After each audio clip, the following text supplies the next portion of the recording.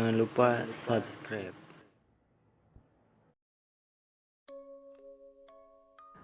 Assalamualaikum warahmatullahi wabarakatuh. Selamat malam buat kalian yang melihat atau mendengarkan video di channel ini.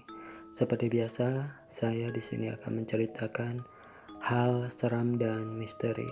Dan untuk cerita malam hari ini, pengalaman menjadi teknisi pabrik. Pengalaman ini saya alami sekitar akhir tahun 2012. Bulan apa saya lupa. Kejadiannya pas saya masih kerja jadi teknisi di salah satu perusahaan farmasi di Semarang yang bertempat di salah satu kawasan industri di daerah Terboyo. Pertama kali saya masuk kerja awal tahun 2012. Saya nggak pernah ngalamin kejadian aneh sama sekali. Soalnya saya masih ke bagian shift pagi. Setelah beberapa bulan saya kerja, atasan saya nyuruh saya buat gantiin salah satu teknisi yang masuk shift sore. Namanya Mas Hadi. Ya kebetulan lagi ada keperluan. Di tempat ini kalau shift sore sama malam cuma dikasih masing-masing satu orang.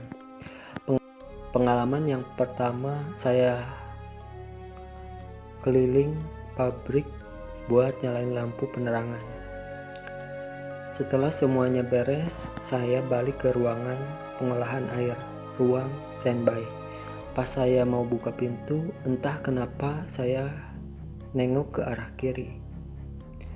Di situ saya lihat Mas Hadi ini mau masuk ke ruangan itu. Jadi posisinya saya lihat-lihatan sama dia. Dia cuma senyum saja sebari masuk ke ruangan panel. Saya belum nyadar waktu itu kalau Mas Hadi ini lagi libur. Setelah saya masuk ke ruangan, saya duduk bentar dan baru nyadar kalau si Mas Hadi ini lagi libur dan saya gantiin posisinya. Seketika saya langsung lari ke ruang panel dan langsung ngecek ke dalam dan ternyata ruangan kosong. Saya sih nggak takut, cuma agak bingung waktu itu, dan saya pikir bodo amat mau setan mau jin juga. Setelah kejadian itu, saya jadi sering ngalamin hal mistis, dari mulai sekelebatan bayangan putih hingga suara pintu gudang yang digeser-geser dan suaranya itu kencang banget. Saya pernah cerita sama security pabrik dan dia cuma bilang itu sudah biasa yang seperti itu. Enteng banget jawabannya. Hari berlalu seperti biasa, gak ada yang aneh. Setelah beberapa minggu kemudian, bos saya percayain saya buat masuk malam. Dan ini pertama kali saya kerja tengah malam sendirian. Jujur perasaan saya galau waktu itu. Antara senang dikasih kepercayaan dan takut lihat makhluk halus. Hari pertama kerja malam, saya langsung ngerasain hal yang aneh di badan saya. Sekitar jam 1 pagi badan saya rasanya berat. Seluruh badan kesemutan gak karuan. Rasanya pengen pingsan dan gak ke kontrol nih badan. Waktu itu saya cuma bisa berdoa dan pasrah. Setelah kurang lebih setengah jam saya berusaha tetap sadar. Akhirnya badan saya mulai normal lagi.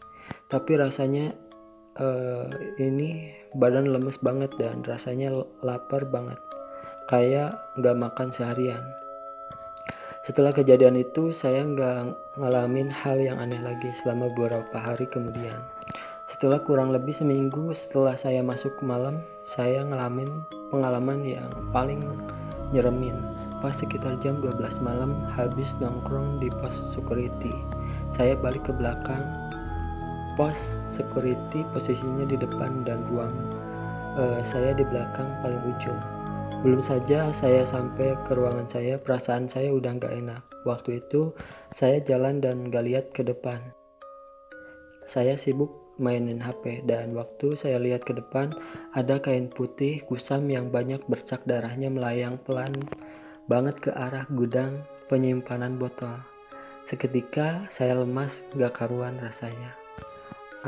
Saya cuma bisa duduk sambil nyalain rokok dalam posisi yang gemetaran.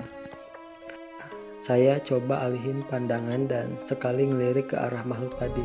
Saya lihat dia belum hilang juga. Mungkin sekitar 5 menit saya tungguin.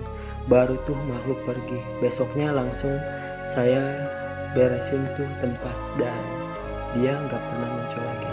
Saya juga pernah ngalamin hal aneh. Posisi saya di dalam ruangan dan saya dengar suara orang rame banget. Ada suara motor, suara orang bercanda, kayak pas orang pada pulang kerja, padahal itu jam 2 pagi. Dan setelah saya cek keluar, ternyata sepi banget, senyap, gak ada satupun makhluk hidup kecuali saya. Tapi lama-lama saya jadi gak takut sama yang begituan. Di gudang pabrik juga lampu sering nyala sendiri kalau malam, dan di lobi AC suka hidup sendiri, padahal udah dimatiin dan pintunya udah dikunci.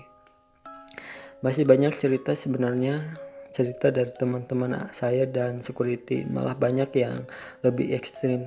Dari mulai mesin yang jalan sendiri malam-malam sampai ada yang kayak orang kerja padahal pas hari libur dan kondisi pabrik lagi tutup. Itulah cerita untuk malam hari ini. Tinggalkan like, comment, share, dan subscribe, dan jangan lupa juga nyalain loncengnya biar gak ketinggalan jika ada video-video baru di channel ini.